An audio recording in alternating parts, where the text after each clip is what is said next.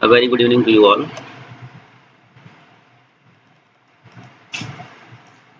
Last lecture में हम लोगों ने डिस्कस किया था कि फार्मेसी में लॉ की रिक्वायरमेंट क्यों आई, और बिफोर द टाइम ऑफ जो आज़ादी के पहले का समय था, उस समय पर क्या स्ट्रक्चर था लॉ का और किस तरह से इंग्लैंड और हम पर रूल करते थे और फार्मेसी को उन्होंने उसकी दुर्गति बना रखी थी। तो आज के सेगमेंट में हम एक स्टेप आगे बढ़ते हैं और फार्मेसी एक्ट 1948 में जो किया आया था, इस फार्मेसी एक्ट के बारे में बात करेंगे। कुछ इसके पॉइंट्स होंगे जिसको हम लोग समझेंगे। History of pharmacy act, objectives, definitions, the role of pharmacy council of India, provincial pharmacy council, registration of pharmacist, renewal fees, removal of the name from register, issue of duplicate certificate of registration, offences and penalties। तो इतने points को हम समझेंगे आज। जैसा कि index देख के हमें क्लियर होता है कि फार्मेसी की हिस्ट्री और इसका ऑब्जेक्टिव क्या था, इसलिए बनाई गई थी ये फार्मेसी हिस्ट्री। इसमें आने वाली बहुत सारी definition, pharmacy council of India, फिर state pharmacy council of India जिसको प्रोविंशियल फार्मेसी काउंसिल कहते हैं, फिर रजिस्ट्रेशन कैसे होता है, उसकी क्या रिक्वायरमेंट्स होती हैं, रिन्यूअल फीस कितनी सरकार ने निर्धारित की है, removal of the names from register, अगर किसी का रजिस्टर से नाम को हटाना है तो कैसे होगा, इशू ऑफ डुप्लीकेट सर्टिफिकेट, अगर किसी का सर्टिफिकेट डुप्लीकेट इशू करना है तो उसके क्या रूल्स हैं, या फिर ऑफेंसेस एंड पेनाल्टी, इनकी बात करेंगे हम लोग। History of pharmacy act in India, there was no restriction to practise profession of pharmacy. यहाँ प्रीवियस टाइम में कोई भी रिस्ट्रिक्शन नहीं था, जो चाहे जैसे चाहे फार्मेसी की प्रैक्टिस कर सकता था। इसमें किसी भी डिग्री की रिक्वायरमेंट नहीं थी।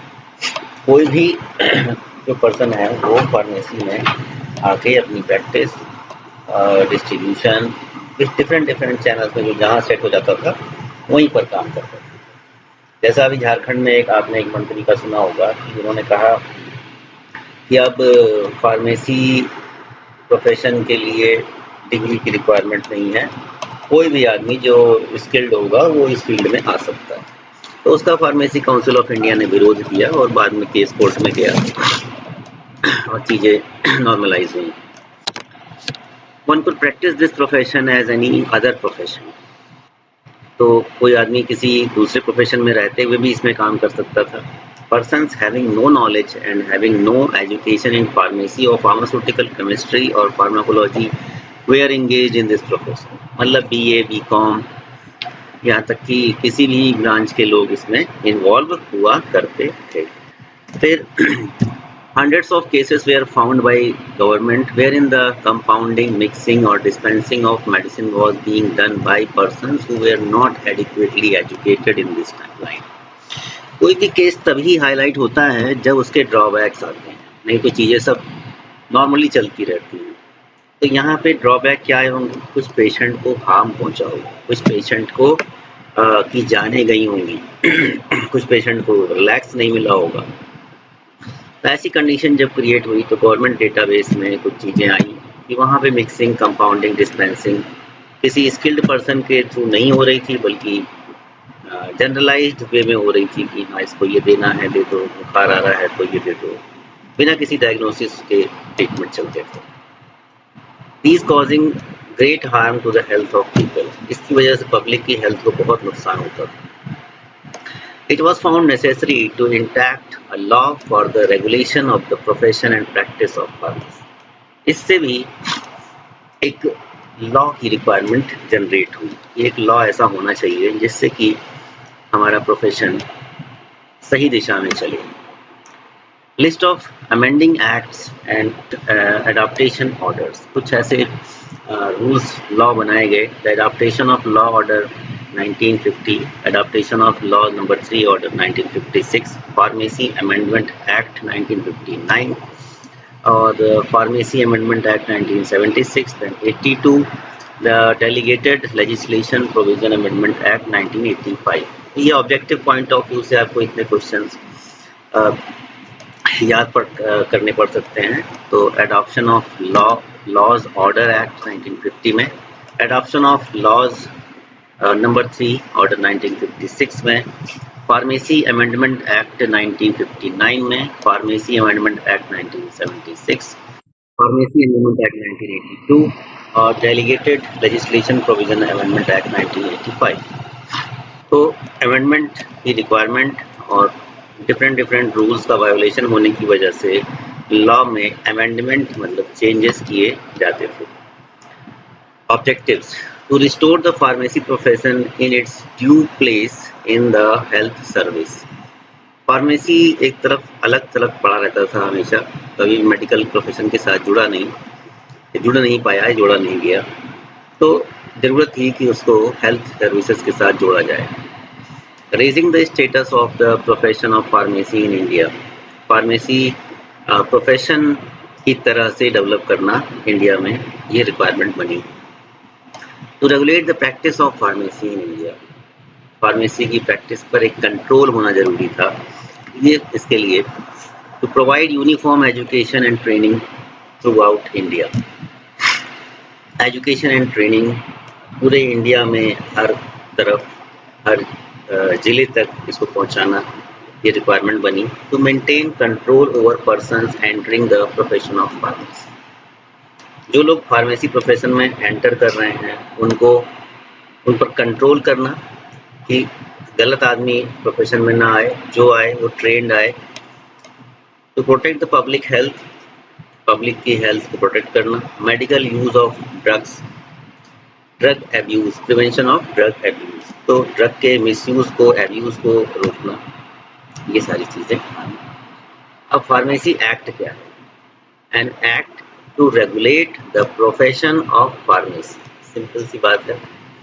एक्ट इसलिए आते हैं कि वो किसी प्रोसेस को रेगुलेट कर सकें। रेगुलेट का मतलब होता है कंट्रोल कर सकें।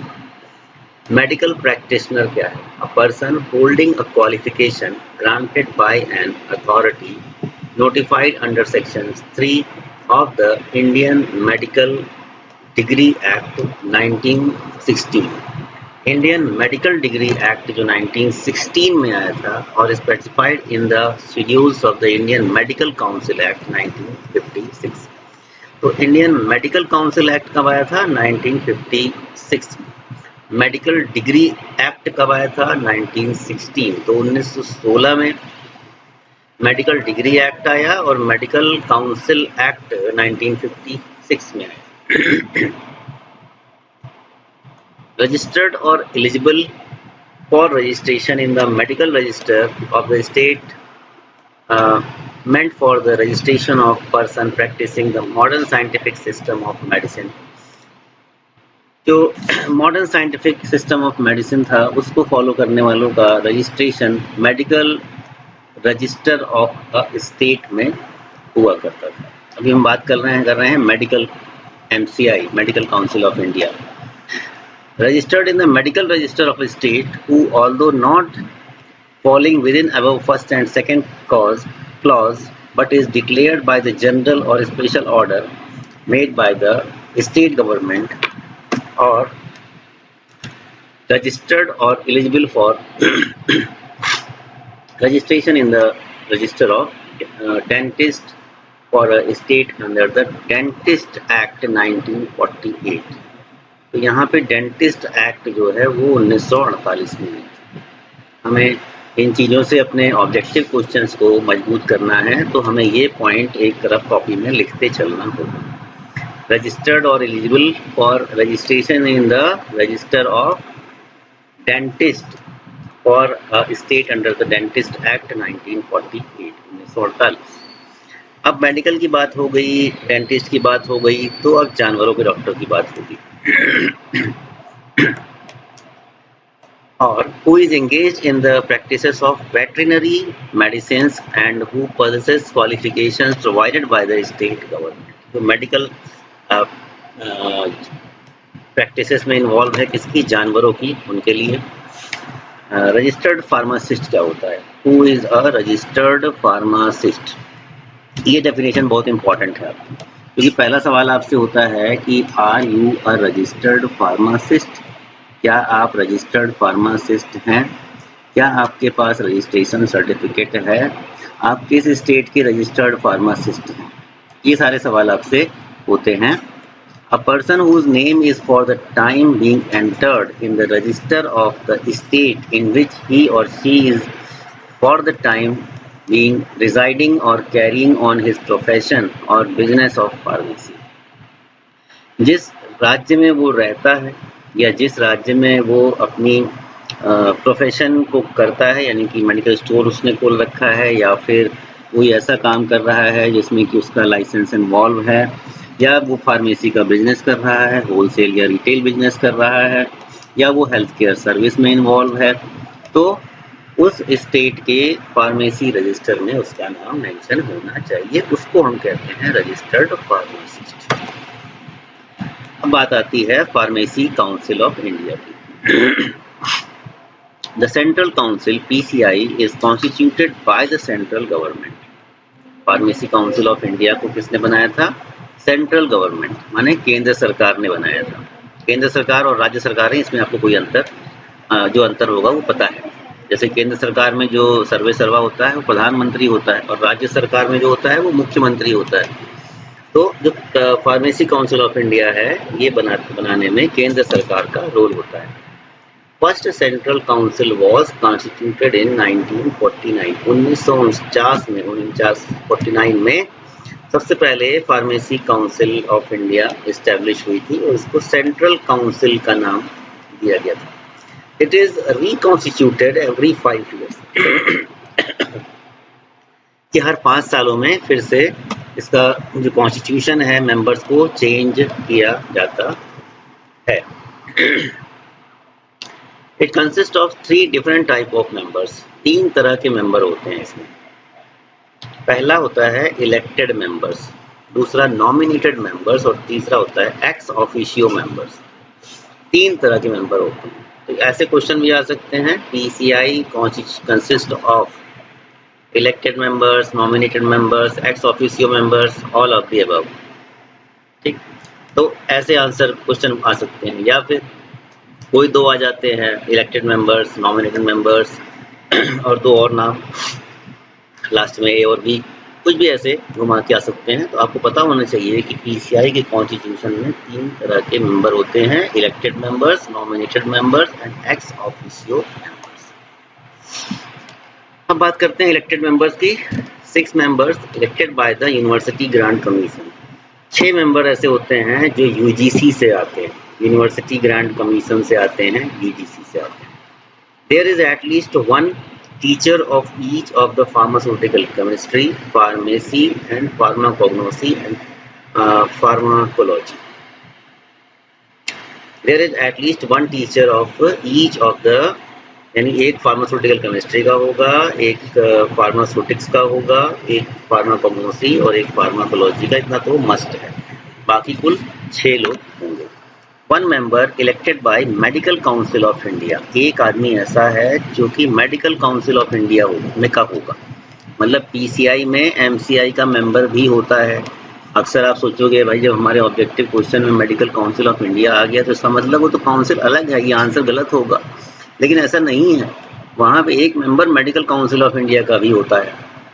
मतलब पीसीआई में इलेक्टेड मेंबर्स में एक member medical council of India का होना मस्ट है। 1 member elected by state council who shall be a registered pharmacist. एक मेंबर जो होगा वो स्टेट काउंसिल का होगा, किसी भी स्टेट काउंसिल से हो सकता है। ठीक है, तो ये इसका ऑर्गेनाइजेशन इलेक्टेड मेंबर्स का है। इलेक्टेड मेंबर्स कितने? Elected members, nominated members, then ex officio members. आगे चलते हैं, दूसरी बात करेंगे हम nominated members. 6 members nominated by the central government, of whom at least 4 shall be persons possessing a degree or diploma in and practicing pharmacy or pharmaceutical chemistry. तो 4 जो हैं वो ऐसे होंगे जो डिप्लोमा हो या तो फार्मेसी प्रोफेशन से जुड़े हों या फार्मास्यूटिकल केमिस्ट्री के हों, ठीक है, ये हो सकते हैं। दूसरा पॉइंट क्या है, representative of the UGC university grant commission of the all India and representative of all India council of technical education, all India council for technical education. एक मेंबर यहाँ पे नॉमिनेट होता है AICTE का, ठीक। तो पहले वाले में इलेक्टेड में एक MCI का, और यहाँ आपको दिख रहा है यूजीसी के अलावा AICTE का मेंबर होता है नॉमिनेटेड में।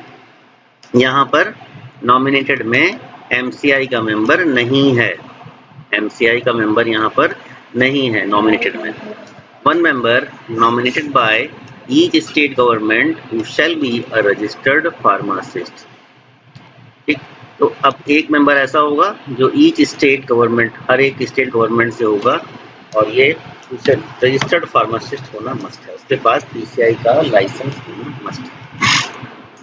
तीसरी कैटेगरी है x officio members, the director general of health services, DGHS, director general of health services, the director of the central drug laboratory CDL, central drug laboratory का एक मेंबर होना must है, the drug controller of India, और एक होगा drug controller of India, ठीक है। तो एक एक्स ऑफिशियो मेंबर्स में ये 3 मेंबर मस्ट है होना। तो ये होता है PCI का ऑर्गेनाइजेशन, जो कि 3 टाइप के मेंबर्स से बनता है, ठीक है, elected, nominated and x officio members.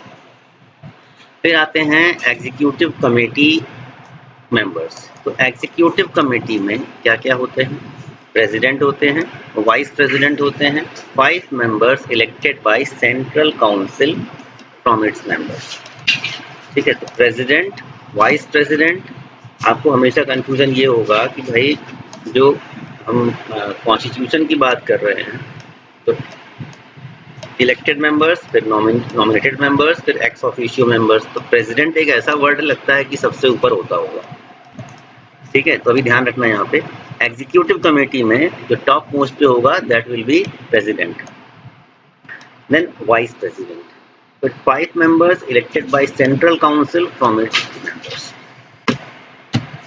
President and Vice President of Central Council shall be elected by the members of the Council from themselves.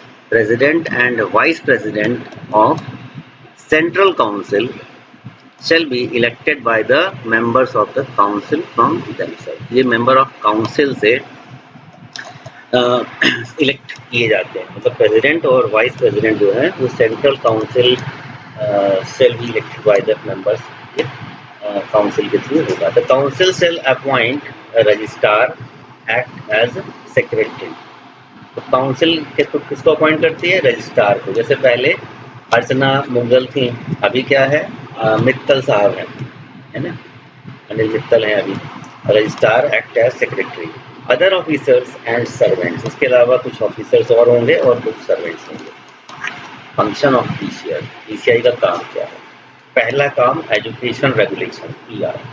Minimum standard of education laid down by PCI are known as the education regulation.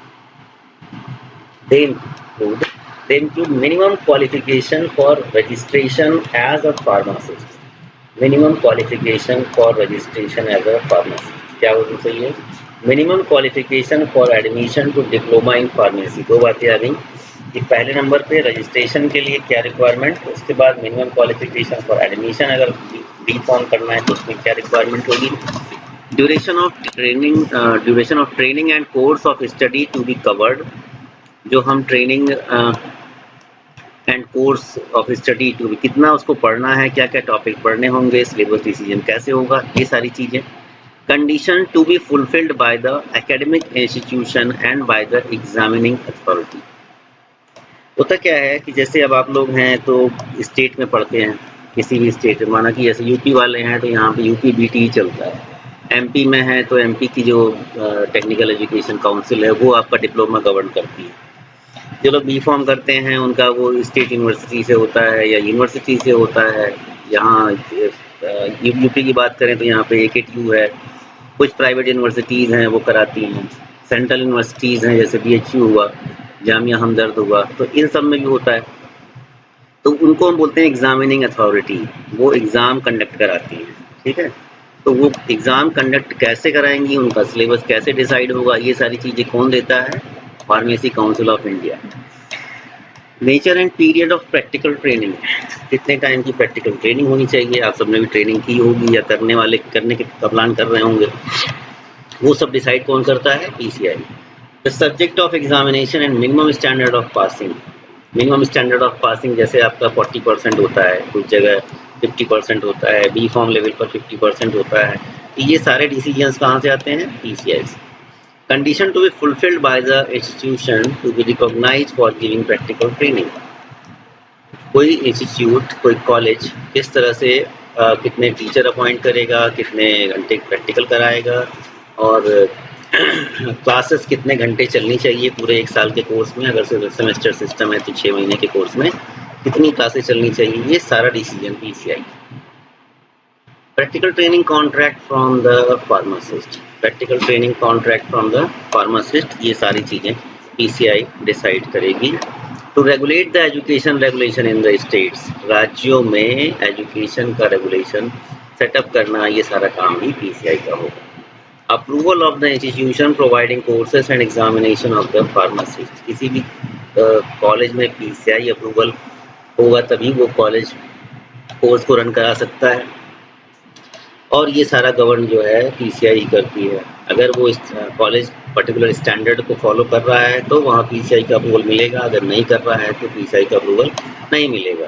कई colleges ऐसे होते हैं जो कि उनके पास building भी शायद नहीं होती है, या वो क्लास नहीं कंडक्ट कराते अपने यहाँ, फिर भी वो जो है PCI अप्रूवल लेने के लिए अपना फॉर्म भरते हैं, नॉमिनेशन करते हैं, तो ऐसे कॉलेजेस भी कुछ समय के बाद बंद हो जाते हैं। PCI AICTE deputes its inspector to visit the institution। PCI और all India council for technical education ये अपने इंस्पेक्टर्स को डिप्यूट करती है, जो कि कॉलेजेस में जाके इंस्पेक्शन को कंडक्ट करते हैं, चेक करते हैं कि चीज़ें सही से हैं या नहीं है, टीचर्स है कि नहीं है, स्टूडेंट प्रॉपर्ली आते हैं कि नहीं है, ये सब कुछ चेक करते हैं। Inspector then report to council, on which if council is satisfied it approves the course for the examination। ठीक है, ये इंस्पेक्टर का अप्रूवल, इंस्पेक्टर जो है कोर्स का अप्रूवल करता है, उसके बाद PCI उसको फाइनल करती है। अप्रूवल प्रोविंशियल फार्मेसी काउंसिल, जो प्रोविंशियल फार्मेसी काउंसिल है वो उसका क्या कॉन्स्टिट्यूशन है? प्रोविंशियल फार्मेसी काउंसिल किसी प्रोविंस को यानी किसी स्टेट को गवर्न करती है, और सेपरेट स्टेट काउंसिल होती है, SPC कहते हैं इसको, और इंटर स्टेट एग्रीमेंट्स होते हैं जॉइंट स्टेट काउंसिल के लिए, और state council of one state serve the need of other state, इस तरह से भी होता है, दो स्टेट्स के बीच अगर म्यूचुअल कोई अंडरस्टैंडिंग है तो। It consist of 3 different type of members, elected, nominated and x officio members. यहाँ भी सेम जैसा PCI में था वैसा ही यहाँ पे स्टेट प्रोविंशियल काउंसिल में भी होता है। तीन मेंबर्स होते हैं, 3 टाइप के मेंबर्स होते हैं। इलेक्टेड में यहाँ भी 6 मेंबर होंगे, elected from amongst themselves by registered pharmacist of the state. 1 member elected from the amongst themselves by medical council of India.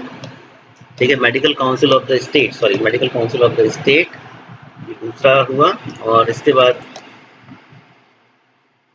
Third है इसका third part, nominated members. 5 member of whom at least 3 shall be passing a degree of or diploma in pharmacy or pharmaceutical chemistry। ये सारा जैसा हमने central council की बात की थी, PCI की बात की थी, वैसा ही स्टेट में होगा। बस डिफरेंस खाली इतना हो जाएगा कि वहाँ पे मेडिकल काउंसिल ऑफ इंडिया की बात कर रहे थे, यहाँ पे state medical council of India की बात करेंगे। और ये भी पर्टिकुलर स्टेट में रजिस्टर्ड होना चाहिए। वो एक्स ऑफिशियो मेंबर में CA chief medical administrative officer होना चाहिए। Government analyst under drug and cosmetic act 1940, एक जो ड्रग एनालिस्ट भी होना चाहिए इसमें। Officer in charge of drug control organisation of the state. अब होता है दूसरा जॉइंट स्टेट फार्मेसी काउंसिल, ये थोड़ा सा अलग टाइप का है। 2 or more state government can agree that the state council of one state is to serve the need of the participating state। इसको कुछ समझते हैं ऐसे हम, जैसे कि हम कहते हैं कि एक राजधानी है और 2 राज्य हैं। तो एक राजधानी 2 राज्य कहाँ समझते हैं हम? अगर हम बात करें तेलंगाना की, तेलंगाना की राजधानी, ठीक है, तो हैदराबाद है, और हैदराबाद एक और राज्य की राजधानी है जिसको आप कहते हो आंध्र प्रदेश। तो राजधानी एक है, तो यहाँ पे अगर ज्वाइंट स्टेट फार्मेसी काउंसिल होगा तो चलेगा ना, एक राजधानी है तो 2 राज्यों को डील कर सकती है। इस तरह से हरियाणा और पंजाब दोनों की राजधानी चंडीगढ़ है। तो ये ज्वाइंट स्टेट कैपिटल की बात हम करते हैं यहाँ पे, ऐसा कहीं मेंशन नहीं है, मैं आपको समझाने के लिए एग्जांपल दे रहा हूँ। तो ज्वाइंट स्टेट फार्मेसी काउंसिल भी इसी तरह से रन करती है। 2 और more state government can agree that the state council of one state is to serve the need of the participating states. अब ये मैंने एग्जांपल जहाँ दिया उसमें अगर एक राजधानी है तो, या फिर दूसरा कॉन्सेप्ट क्या आता है कि अगर राज्य अलग अलग हैं, राजधानियाँ भी उनकी सेपरेट हैं, लेकिन उनके मंत्रालयों में एक सामंजस्य है, एक इंटरेक्शन ऐसा है कि भाई वो चाहते हैं कि हम दोनों राज्य मिलके इसको सही से करें, तो ऐसा कर सकते हैं। कंपोजिशन ऑफ स्टेट काउंसिल क्या हो सकती है? It consist of 3 different type of members. पहला इलेक्टेड, दूसरा नॉमिनेटेड और तीसरा अगेन एक्स ऑफिशियो मेंबर्स। ठीक है, सेम कॉन्स्टिट्यूशन यहाँ भी चलेगा। मेडिकल काउंसिल ऑफ स्टेट से हम लेते हैं और 3 to 5 मेंबर्स की बात करते हैं यहाँ पे। एक्स ऑफिसियो भी सेम वैसा ही जैसा पहले के कॉन्सेप्ट में था, प्रेसिडेंट, वाइस प्रेसिडेंट, उसके बाद नॉमिनेटेड मेंबर्स, फिर registration of pharmacy. The pharmacy act 1948 provides for the registration of pharmacist. यहाँ हम रजिस्ट्रेशन ऑफ फार्मासिस्ट की बात करते हैं। आपकी डिग्री होने के बाद there are 2 types of register, first register and second subsequent register. 2 type के रजिस्टर होते हैं। तो सुना सकता है which types of registers are present for the registration of pharmacists? So there are 2 types of register, first register and subsequent register. The preparation and maintenance of register. The register shall include the following particulars, namely the full name of residential address of the registered person, the date of his first admission to the register, his qualification for registration, his professional address, and if he is employed by any person, the name of such person. Such further particulars are as may be prescribed. Preparation of first register. पहले register में क्या होता है? For the preparation of first register, the state government has to constitute a registration tribunal. The tribunal consists of 3 persons. Registrar act as secretary. यहाँ पे registrar होता है। आप कहेंगे स्टेट फार्मेसी काउंसिल में जब आप जाते हो रजिस्ट्रेशन के लिए तो वहाँ पे रजिस्ट्रार होता है। Tribunal fixes the date on or before which all applications for registration with prescribed fees are accepted. All applications are examined. If tribunal is satisfied it directs the entry of the name of the applicant on the register. तो वहाँ पे tribunal होता है, उस tribunal के सामने सारा data verify होता है, वो सब मार्कशीट, डिग्री सब कुछ चेक करते हैं, उसको क्रॉस चेक करते हैं और इंस्टीट्यूट को एक लेटर भेजते हैं। ये लड़का आपके यहाँ पढ़ता था, क्या ये डिग्री और सारी चीज़ें जो आ रही हैं आपकी तरफ से स्टैंप लगाया गया है, क्या ये ऑथेंटिक है? तो कॉलेज उसका रिस्पॉन्स भेजता है कि yes all these are authentic and now he or she can be registered. Qualification for entry on first register. क्या क्या क्वालिफिकेशन होनी चाहिए फर्स्ट रजिस्टर में नाम डालने के लिए? Applicant should be at least 18 year old, 18 साल का होना चाहिए। लेकिन सिर्फ 18 साल का होने का मतलब नहीं है कि वो एप्लीकेबल हो गया। एप्लीकेंट शुड रिजाइड और कैरी ऑन द बिजनेस और profession of pharmacy in the concern state. Applicant किसी कंसर्न स्टेट में इन्वॉल्व होना चाहिए फार्मेसी प्रोफेशन के साथ। Applicant should hold a degree or diploma in pharmacy, pharmacy में डिप्लोमा हो या डिग्री हो, और pharmaceutical chemistry or chemist and druggist diploma, और qualification granted by authority outside India which is adequate for registration. अगर India के बाहर से है तो उसमें कुछ क्वालिफिकेशंस होती हैं, अगर उसका पैरामीटर पूरा हो रहा है तभी उसका इंडिया में रजिस्ट्रेशन होगा। जैसे इंडिया में जो बी.कॉम या डी.कॉम करते हैं, ये जब बाहर जाते हैं किसी अदर कंट्री में, तो वहाँ रजिस्ट्रेशन के लिए इनको एक एंट्रेंस एग्ज़ाम फेस करना पड़ता है। जैसा अब आपके सामने एक एग्ज़ाम आने वाला है जिसको आप बोलते हो एग्ज़िट एग्ज़ाम, ठीक है। तो ये तो इंडिया में लगाया। इस तरह से हर एक कंट्री में मेडिकल प्रोफेशन और फार्मेसी प्रोफेशन के लिए भी एग्ज़िट एग्जामिनेशन होता है। कुछ कंट्री में होता है, कुछ कंट्री में उसके नॉर्म्स हल्के होते हैं तो इजीली क्वालिफाई हो जाता है। Degree of an Indian universities or with not less than 3 year experience in dispensing in hospital, ये भी कुछ पैरामीटर्स हैं। Passed an examination or dispenser recognised by the state government, कोई भी ऐसा डिस्पेंसर का एग्जामिनेशन क्वालिफाई किया हो। Not less than 5 year experience of compounding prior to the date notified by tribunal. Subsequent register, जो दूसरा रजिस्टर है उसकी बात क्या है, उसमें क्या होता है। Procedure for subsequent registration from the registered pharmacist of the first register constitution of state council take place. Application are invited within fixed date addresses to the registrar. If registrar found that applicant has requisite qualification, he may direct his or her name to be entered in register.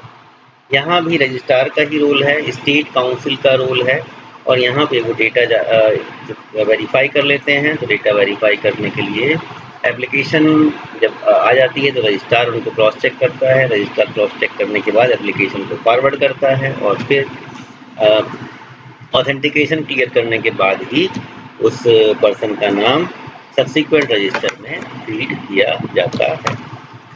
Requirement for subsequent registration, यहाँ भी 18 साल की requirement है। Applicant should carry on the profession of the pharmacy in the concern state. फिर qualification for subsequent registration, इसमें 3 different type of qualification after the preparation of first resistor. यहाँ पे first resistor में नाम आने के बाद ही सेकेंड रजिस्टर के लिए एलिजिबल होता है, ठीक है। और स्पेशल प्रोविजंस कुछ हैं इसमें। After the preparation of first registration and before take effect, चलिए after the education regulation takes effect है स्पेशल प्रोविजंस। कुछ स्पेशल प्रोविजंस हैं made under the pharmacy act 1959 apply to persons affected by the partition in 1947। कुछ ऐसे लोग जो 1947 में आज़ादी के समय पार्टीशन से अफेक्ट हुए थे, उनके लिए भी कुछ नियम बनाए गए थे। तो इनको 1947 रेगुलेशन में फार्मेसी एक्ट 1959 में अमेंड किया, कंसिडर किया गया था। Due to reorganisation of the state in 1956 migrated to India. Provision made under the Pharmacy Act 1976. 1976 में कुछ और प्रोविजन इसमें ऐड किए गए। Those who possess degree or diploma in pharmacy or pharmaceutical chemistry or chemist and druggist diploma of Indian university or pass an examination recognised for dispenser by state government. तो उस समय dispenser और ये सारी चीज़ें भी हुआ करती थी, लेकिन बाद में धीरे धीरे उस ऑब्सोलीट हो गई। Persons approved as qualified person before 31 December 1969 under drug and cosmetic act. Qualified act जो है वो क्वालिफाइड पर्सन उसी को माना जाएगा जो कि 31 दिसंबर 1969 तक ये सारी रिक्वायरमेंट्स को पूरी करता हूँ, जब ये नियम बनाया था। उसके बाद हर साल में ये 18 जोड़ते जाएंगे तो अगले साल का चीज़ें आता जाएगा। रिन्यूअल फीस क्या होती है? रिन्यूअल फीस वो होती है जो कि आप उसको रजिस्ट्रेशन में अपना लाइसेंस रिन्यू कराने के लिए फ़ीस पे करते हो। बहुत ही नॉमिनल फीस होती है। तो पुराने रेट्स तो बहुत कम हैं, 20 से 50 रुपये के आसपास थे, लेकिन अब का शायद 350 या 1000 रुपये के आसपास है, ठीक है। और रिन्यूअल फीस पे करने के बाद पहले ये सारा प्रोसेस ऑफलाइन था, वहाँ जाके होता था फार्मेसी स्टेट फार्मेसी काउंसिल में, लेकिन अब बहुत से राज्यों में इसको ऑनलाइन कर दिया है। हरियाणा, पंजाब की बात करें, महाराष्ट्र की बात करें, तमिलनाडु की बात करें, तो वो वहाँ पे बहुत पहले से ये सारी चीज़ें ऑनलाइन थी। यूपी में बहुत करप्टेड था और ऑनलाइन सिस्टम नहीं था, लेकिन अभी देखा जा रहा है कि पिछले 2-3 सालों से यूपी में भी सिस्टम ऑनलाइन हो गया है। रजिस्टर से नाम हटाने का क्या प्रोसेस है, या फिर अगर एक स्टेट से दूसरे स्टेट में ट्रांसफ़र करना होता है, तो पहले ये सारे प्रोसेस बहुत टीडियस थे, लेकिन अब मोस्टली स्टेट्स में ये सारा ऑनलाइन सिस्टम हो गया है। तो नया एड्रेस देना होता है और आपका जो जो लाइसेंस है वो दूसरे स्टेट को ट्रांसफ़र हो जाता है। और अभी कुछ और रेगुलेशंस आने वाले हैं, जो कि वही मेरी बात हो रही थी, आपके जो पीसीआई प्रेसिडेंट हैं उनके साथ एक उनका मीटिंग में मुलाकात हुई थी, तो इन्होंने एक बात बताई कि हम अब एक सेंट्रल नंबर लेने जा रहे हैं। मतलब अब आपको ट्रांसफ़र की रिक्वायरमेंट नहीं होगी, किसी स्टेट से दूसरे स्टेट में भी अगर जाना है तो बार बार इस state pharmacy council of India के चक्कर नहीं लगाने पड़ेंगे, और आपका काम जो है वो सीधे एक स्टेप में हो पाएगा। डुप्लीकेट सर्टिफिकेट की रिक्वायरमेंट तब होती है जब कोई सर्टिफिकेट खो जाता है, या मान लीजिए फिजिकली डैमेज हो जाता है, तो डुप्लीकेट सर्टिफिकेट की रिक्वायरमेंट होती है। ये भी स्टेट फार्मेसी काउंसिल से जाकर अपना नाम और बाकी चीज़ें बताकर, और अब तो ये ऑनलाइन भी है, तो ऑनलाइन चीज़ों को आप फिर से पेमेंट करके और नया प्राप्त कर सकते हो। कुछ पेनल्टीज़ हैं जो कि पुराने हिसाब से जो पेनल्टीज़ के रेट्स थे, अगर आप रजिस्टर्ड फार्मासिस्ट में अपना डिग्री फर्जी लगा रहे हो तो आप पर 500 रुपये का फाइन था वंस अपॉन अ टाइम। अब ये बढ़ा दिया गया है, 50,000 से 1 लाख तक कर दिया गया है। ठीक है, तो ये जो रेट्स हैं ये नए रेट्स हम आपको, अभी तो आपको यही रेट्स याद करने पड़ेंगे, बट जो नए रेट्स आ गए हैं वो भी आपको क्वेश्चन में मिलेंगे। बट जैसे ही उसका नया नियम 1 आध महीने में आ जाएगा तो वो चीज़ें आपके लिए एप्लीकेबल हो जाएंगी। Thank you for listening me, और इन चीज़ों को याद रखने की ज़रूरत आपको है, क्योंकि बहुत ही इम्पॉर्टेंट ये टॉपिक है। और हिस्ट्री से जुड़ते हुए जब हम रेगुलेशन पर आते हैं तो हमें थोड़ा इंटरेस्ट भी क्रिएट होता है कि भाई पहले क्या कमियां थी, और उन कमियों को रेक्टिफाई करने के लिए रूल्स बनाए गए, अमेंडमेंट्स किए गए, रेगुलेशंस बनाए गए, एजुकेशन रेगुलेशन बनाया गया। फिर आपका मेडिकल काउंसिल के साथ अटैचमेंट, मेडिकल काउंसिल के साथ इन्वॉल्वमेंट, स्टेट मेडिकल काउंसिल का इन्वॉल्वमेंट, और डॉक्टर के साथ इनकॉर्पोरेशन, ये सारी चीज़ों को लीगली जब ऐड किया गया तो फार्मेसी का जो एग्जिस्टेंस है वो सही तरीके से दिखना शुरू हुआ।